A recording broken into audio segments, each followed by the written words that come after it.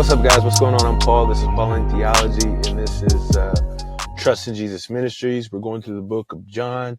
We're in chapter 10, verse 19 through 21. We are finishing up on the pericope, or the kind of the story that Jesus, in this monologue, discussing his illustration of the shepherd and the sheep.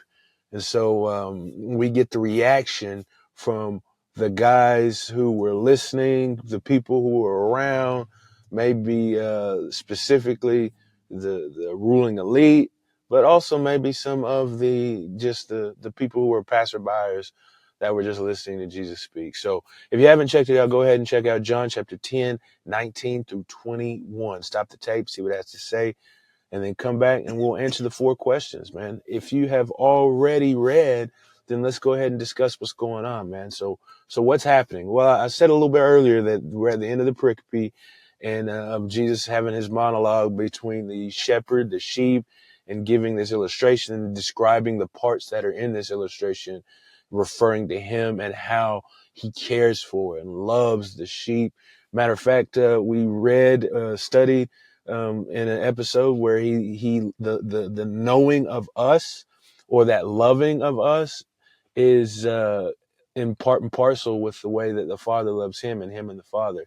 So that's a beautiful thing that we've learned from this, man. And I hope you take that to heart, because, man, for me, that is just something so powerful to see and know and read about and learn about the relationship between the Father and the Son, especially in this book, this gospel, because it says that he knew him from the very beginning, that their relationship was just such attuned, that Jesus does everything that the Father does, and the Father loves him. Man, this is just a powerful, loving relationship, and he says that we share in this because we are his sheep.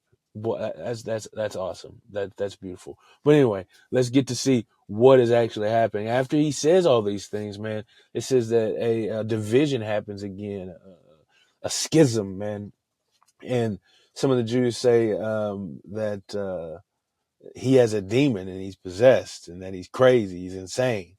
He says, why do you even listen to him? Hear that? It says, why do you even listen to him? And what was Jesus saying? He says that his sheep hear his voice and they recognize it, and they don't hear the voice of a stranger. And so if we think about this again in the opposite way, well, what we see is that those who are saying this, they don't recognize Jesus' voice and they believe he's a stranger. So they do not know him. They do not know him. They have no relationship with him. How can you say the thing that Jesus is doing in healing this blind man is of Satan? And we read earlier, Jesus is like, how can you say I cast out Satan by Satan, man? A house divided by itself can't stand. Well, another group, they say that what I just said, basically, they're like, man, how is it possible for someone who is demon possessed to throw out the eyes of the blind? Well, what is this saying about God?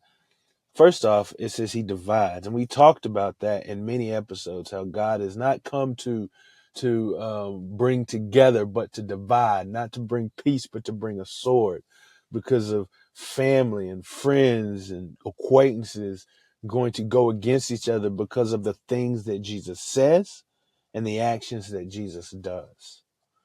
It's funny because I think in the last episode we talked about how, or not last episode, maybe the episode before that one, but we talked about the unity that Jesus brings as we all submit to his lordship, his kingship, his rulership. There is unity that is created in that. But because not everybody wants to bow and bend the knee to Christ as king, then division does occur. But what also this says about God is that he heals, man. They say no demon could possibly be able to heal a man that was born blind. Jesus can do the impossible. He can do the impossible.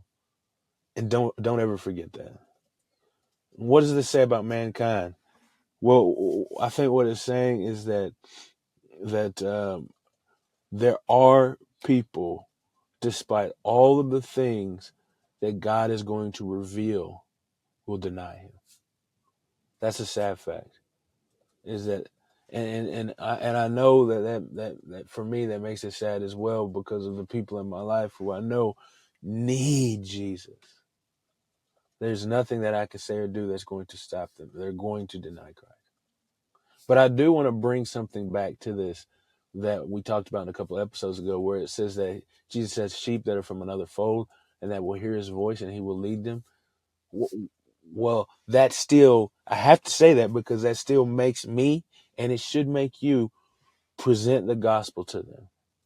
Because just because there will be some that deny, it does not mean that others who need to hear the voice of Jesus, so we have to say the gospel, the words of truth that can change the lives of people, that can save the soul, so that they can hear and they can follow.